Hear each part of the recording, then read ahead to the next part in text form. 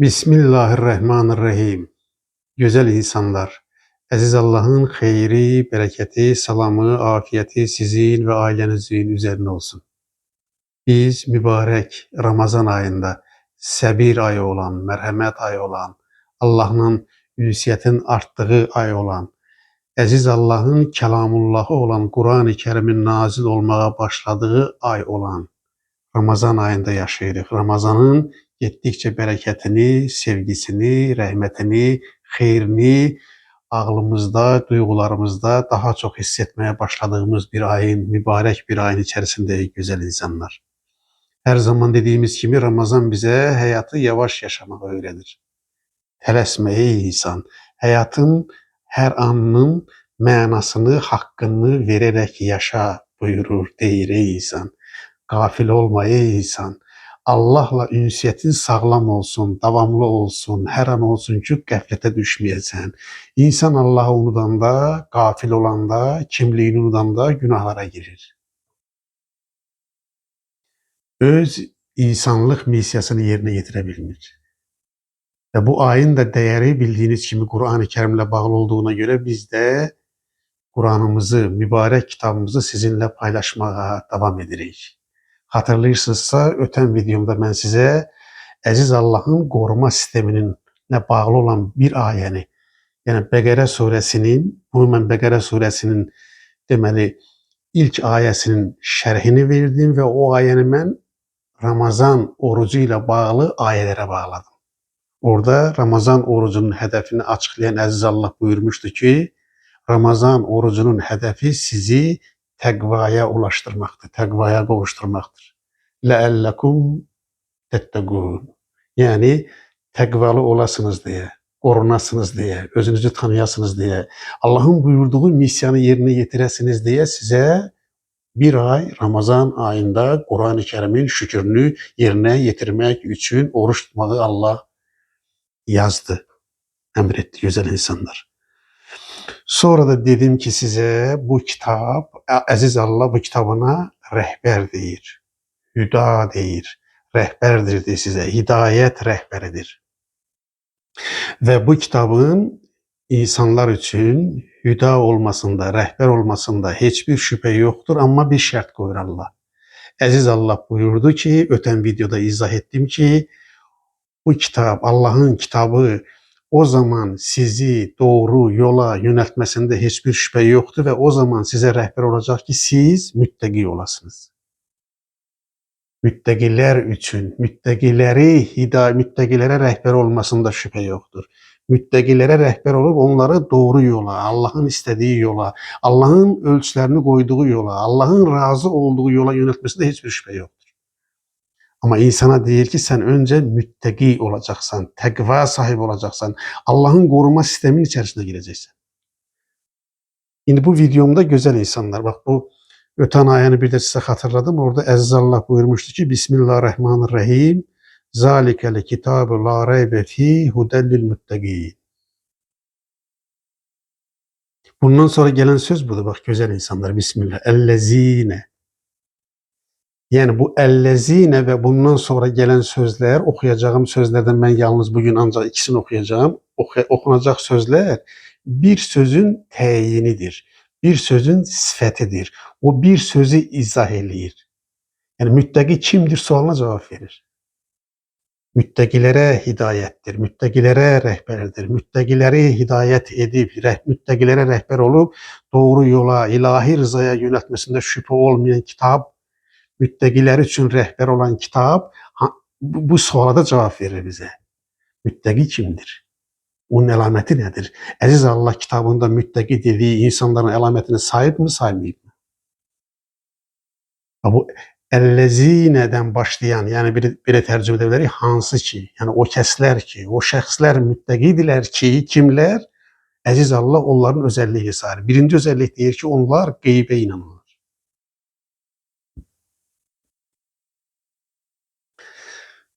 Bak qeyb bizim hiç haberimiz olmayan bir alem değil güzel insanlar. Önce bunun altından xət çəkirim. Bizim qeyb hakkında haberimiz var, məlumatımız var. Ne kadar haberimiz var? Allah'ın verdiği kadar. Bunun da altından xətt çəkirəm. Yəni qeyb haqqında məlumatımız var, xəbərimiz var. Ancaq Allahın xəbər verdiyi qədər var. Niyə görə o halda biz buna qeyb deyirik? Çünki qeyb elə bir aləmdir ki, elə bir şeydir ki, elə bir dəyərdir ki, biz onu şəxsi təcrübəmizdə yaşaya bilmirik. Ancaq onun haqqında Allahın bizə verdiyi qədər xəbərimiz var. Daha açıq örnəklə desəm, məsələn, axirət bir qeybdir, cənnət bir qeybdir, cəhənnəm bir qeybdir. Qurani Kərimdə əziz Allah bu qeyb olan məsələlərlə bağlı bizə bilgilər veribmi? Xəbərimiz varmı? Allahın xəbər verdiyi qədər var. 1-2 hesab olacaq. Amma biçimini biz təcrübə edə bilmirik. Bilirik ki, Allahın hesabından sonra cənnət var. Cənnətin özəlliklərlə bağlı əziz Allah Qurani Kərimdə xəbər verdiyi qədər xəbərimiz var. Amma biz cənnəti təcrübəmizlə yaşamamışıq gözəl insanlar. Ona görə əziz Allah buyurur ki, qeybə inanacaqsan. Baxın, qeybə inanmağı şərt qoyur. Qeybə inanırsansa, təslim olursansa, müttəqi sayılırsan. Bax, insandan Allah bir şey istəyir. Görmədiyi, bilmədiyi, yaşamadığı, təcrübə etmədiyi bir şeyə, qeybə inanmasını istəyir. Həm də %100 inanmasını istəyir. İnsan bunu bir halda edə bilər. Yəni insan görmədiyi, təcrübə etmədiyi, yaşamadığı qeybə inanmasının bir dənə yolu var. O da nədir? O da o qeyb haqqında xəbər verən əziz Allahın varlığına %100 inanmasıdır. Biz Allahın varlığına %100 əmin olduğumuza görə, %100 inandığımıza görə, baxın, %90 demirəm, %95 demirəm, %97 demirəm, %99% demirəm, %100 deyir Allah. Yəqin mərtəbəsində, yəqin dərəcəsində inanmamızı istəyir Allah. Buna insan necə də bilir buna? İnsan buna necə güc yetirə bilir? Allaha yəqin səviyyəsində inandığımıza görə Allahın dediklərinə də inanır. Allah deyirsə doğru deyir. Yəni, əziz Allahın təqva sahiblərinin, müttəqilər üçün qoyduğu birinci ölçü budur. Onlar qeybə inanırlar. Qeybə iman edirlər. Qeybə təslim olurlar. Allahın qeyblə bağlı verdiyi hər xəbərə eyvallah deyirlər. Doğrudur deyirlər. İkinci özəlliyi budur ki, gözəl insanlar. Baxın, onlar namaz qılırlar. Baxın, qeybə inanmaq insanı qoruyur. Namaz qılmaq insanı qoruyur. Bax, burada bir şey də deyim ki, namazla bağlı bu məsələlərə biraz açıqlıq gətirmək istəyirəm. Namaz, o biri ibadətlər olduğu kimi namaz da Qurani Kərimlə başlayan, yəni Qurani Kərimin gətirdiyi bir ibadət deyildir. Bax, öncə sizə seçdiyim ayələrdən bəzilərini oxuyum ki, görün, əziz Allah, biz hər zaman bir şey söyləyirik. Nə deyirik? Deyirik ki, əziz Allahın dini birdir, adı İslamdır. Təslimiyyət dinidir, barış dinidir. Bütün elçilər hamısı eyni dəyərləri təbliğ edir. Biz deyirik ki, bütün elçilər həccə gediblər. Biz deyirik ki, biz demirik. Quran deyir ki, bütün elçilər namaz qılıblar. Oruç tutublar, zəkat veriblər. Bütün elçilər tövhidi, ədaləti, mərhəməti təbliğ ediblər. Oruc ayəsində də necə idi? Oruc ayəsində əziz Allah buyururdu ki, sizdən öncəkilərə yazıldığı kimi sizə də yazıldı. Baxın, indi əziz Allah buyurur ki, müttəqi odur ki, namaz qılır. Namazın haqqını verərək qılır. Baxın, səlat, ərəbcəsi səlat. Baxın, fikir verin, nə söylür əziz Allah? Bütün peyğəmbərlərə, bütün elçilərə, Allahın bütün elçilərə namaz qılmışlar buyurur Qurani Kərim. Harada buyurur? Yerində söyleyeyim sizə. Bakın Enbiya suresi 21. surenin 73. ayesinde əziz Allah buyurur ki, bütün elçiler namaz kılmışlar. Bakın Hazreti İsmail aile üzerine namaz kılmayı emretmiştir. Harda buyurur əziz Allah?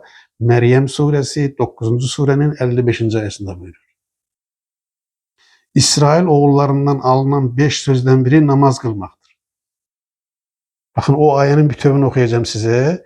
Dinin necə bir bütöv sistemi olduğunu, bütün elçilərin eyni dəyərləri, yəni tövhidi, ədaləti, mərhəməti, barışı təbliğ etdiyini, namaz hamısı üçün var olduğunu, həccin hamısı üçün var olduğunu, orucun hamısı üçün var olduğunu sübut eləmək üçün, baxın, burada mən sizə nə söylədim?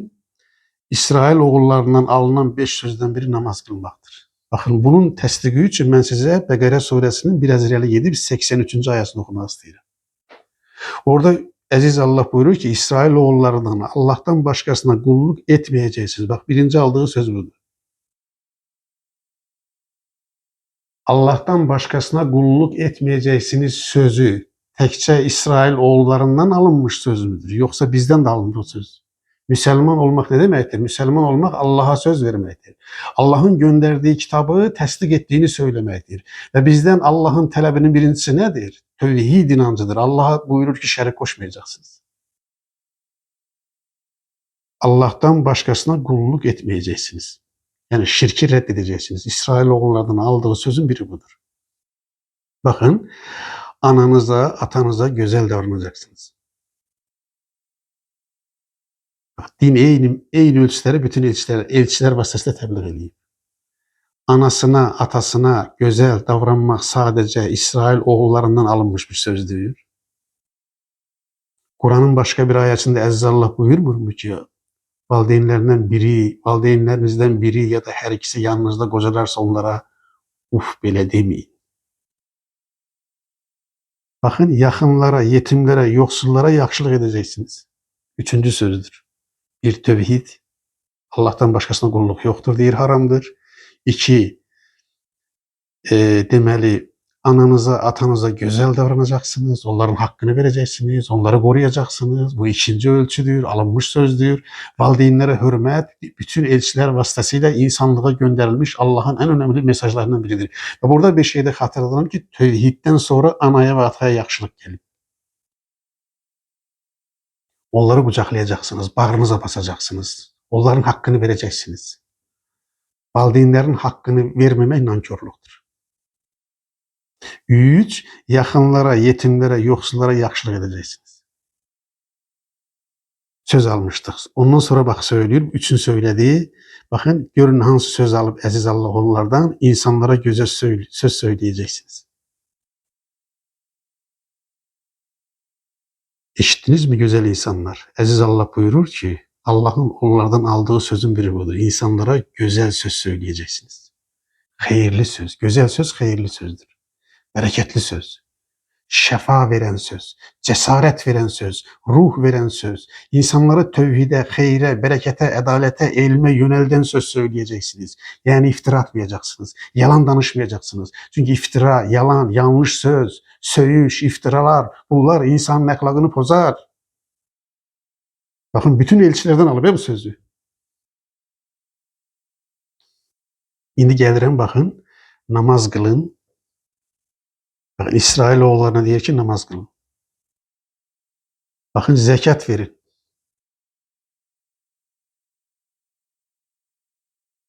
Hansı sözler aldı bir de hatırladım size güzel insanlar. Allah'tan başkasına kulluk yoktur. 2. Ananıza, atanıza güzel davranacaksınız. 3. Yakınlara, yetimlere, yoksullara yaxşılıq edeceksiniz. 4. İnsanlara güzel söz söyleyeceksiniz. 5. Namaz kılıp zekat vereceksiniz. Bakın devam edirəm eyni sistemlə. Kur'an buyurur ki, Hazreti Musa tevhidden sonra namazı emretmiştir. Hazreti Musa bütün insanlığın peygamberidir. Bütün elçiler insanlığın elçileridir. Onu unutmayalım. Bizim, sizin elçi yoktur. Kur'an bunu qəti bir dilde yasaklayıb. Kur'an buyurur ki, müminler, Allah'a inananlar, iman edenler, elçiler arasında fark koyabilmezler. Bakın Hazreti Musa tevhidden sonra namazı emretmiştir. Harda yerinde diyeyim size. Taha suresi 20. sure 14. ayet. Bakın Loğman oğluna öğüt verir ki namaz kılsın. Harda buyurur? Loğman suresi 31. surenin 17. ayetinde güzel insanlar. Bakın sonra yine de okuyuram. Kur'an'dan ayetler okuyuram. Namaz kılmak Meryem oğlu İsa'ya emrolunmuştur. Harda buyurur Aziz Allah? 19. surenin 31. ayetinde buyurur. Yani müttakilerin iki özelliğini dedik. Geybe inanırlar. 1. 2. Namazı kılırlar. Bakın salat. Burada bir şey diyeyim ki bazı insanların beynini karıştırmak için değiller ki bakın. Dikkat edin burası. Kur'an'da namaz yoktur. Səlat var, o da duadır, dəstəkdir. Baxın, sizə bir şey söyleyeyim. Heç bir lüğətdə səlatın dəstək anlamı yoxdur. Heç şübhəyə düşməyəcəksiniz. Quran-ı Kərimdə Allah namazı da əmr edib, həcci də əmr edib, zəkat da əmr edib, qadınlara örtünməyi də əmr edib. Sənə, mənə görə din olmaz. Allahın qoyduğunu ya qəbul edərsən, ya da qəbul etməzsən. Baxın, mən bütün sistemi də oxudum sizə. Bütün elçilərdən oxuya-oxuya gəldim bura.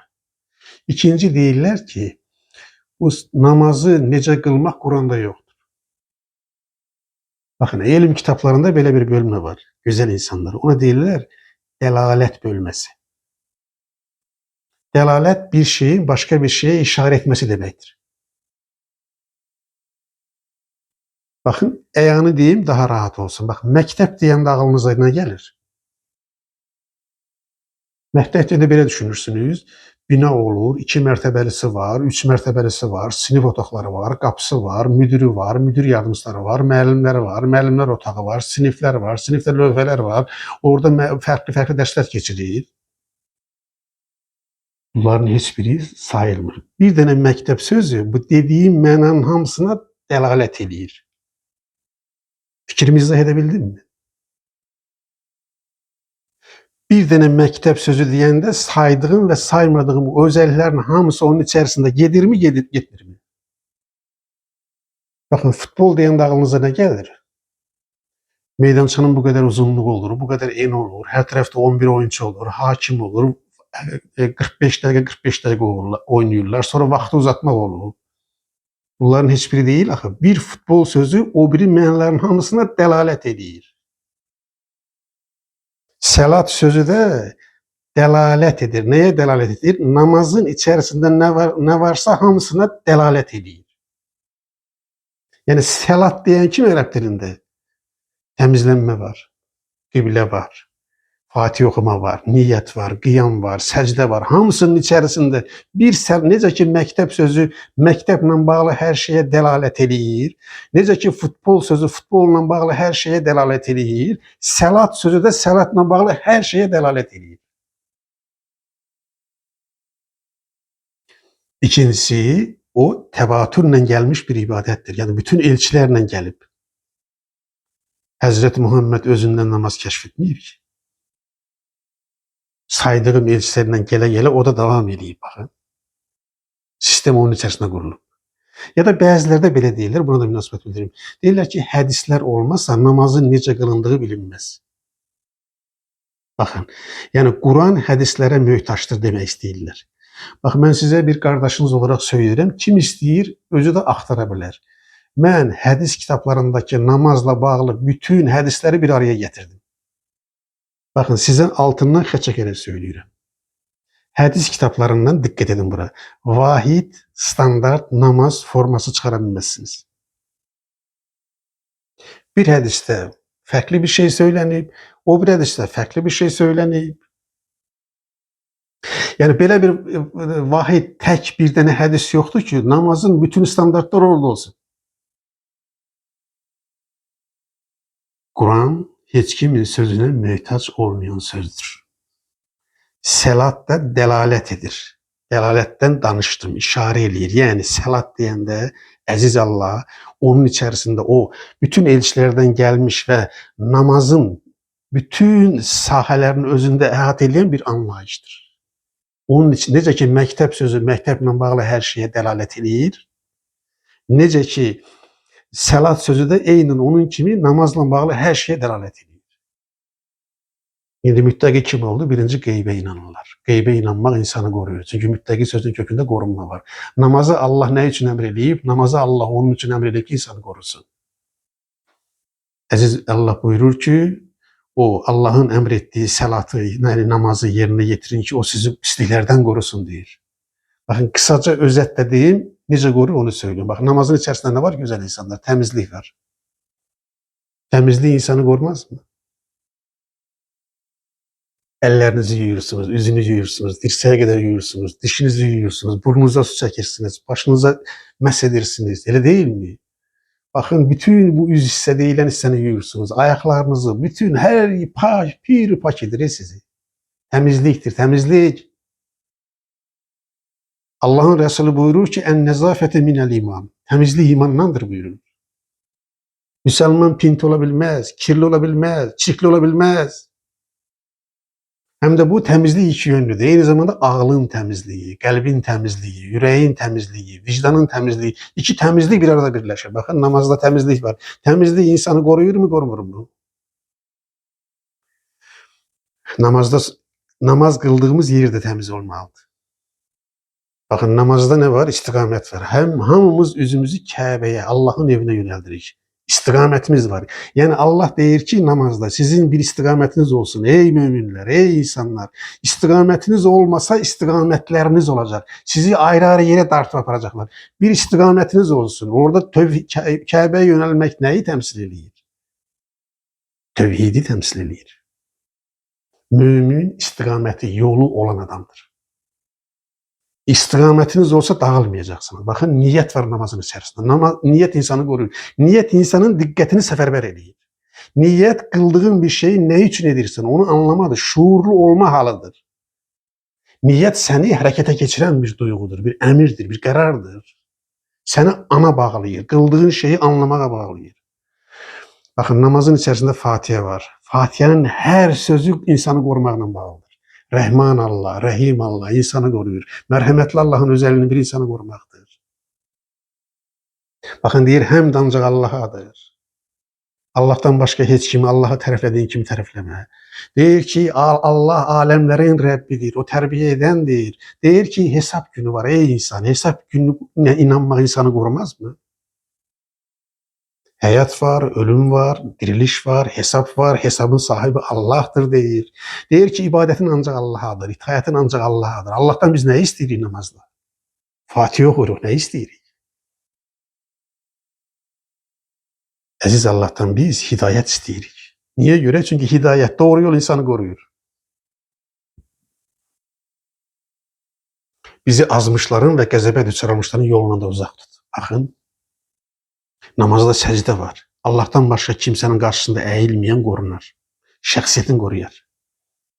Namazda səcdə var. Təslimiyyətin zirvə nöqtəsidir. Əziz Allah Quranda buyurur ki, vəscud vəqtərib. Səcdə et, yaxınlaş. Səcdə et burada sadəcə fiziki səcdən söhbət getmir. Yəni, ağlını, duyğularını, vicdanını, iradəni Allaha təslim et ki, qorunasan. Yəni, gözəl insanlar. Müttəqinin iki özəlliyini saydım mən sizə bugün. Hardan saydım? Bəqərə surəsində. Biri nədir? Müttəqi o insandır ki, o qeybə inanır. Müttəqilər qeybə inanırlar.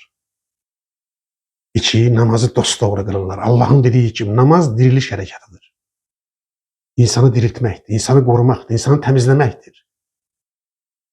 İndi namazını Allah'ın buyurduğu kimi qılanlar və qeybə inananlar müttəqilərdir. Əgər müttəqi olsa nə olur? Quran ona hüda olur, yəni rəhbər olur. Baxın, Quranın o namazını doğru qılanları və qeybə inananları həqiqətə, doğru yola, Allah'ın rızasına yönəltməsində heç bir şübhə yoxdur. Allah'ın yoluna yönələn qorunmazmı? Allah'ın yoluna yönələn qorunar. İnşallah müttəqilərin o biri əlamətlərində saymağa davam edəcəm. Əziz Allah verdiyi ömür çərçivəsində əlbəttə. Bir-birimizə dua eləyək. Ramazan həm də dua ayıdır, bərəkət ayıdır, xeyir ayıdır, səbir ayıdır, paylaşma ayıdır, gözəllik ayıdır. İnsanın Allahla daha çox baş-başa qaldığı ayıdır, ünsiyyətin çoxaldığı ayıdır, gözəl insanlar. Xeyri çoxaldın, gözəl insanlar, duaları çoxaldın, gözəl insanlar, insanlara gözəl söz söyləyin, gözəl insanlar. Məni dinlədiyinizə görə sizə təşəkkür edirəm. Var olun, sağ olun. Əziz Allah'ın sonsuz, sınırsız mərhəmətinə əmanət olun. Gözəl insanlar.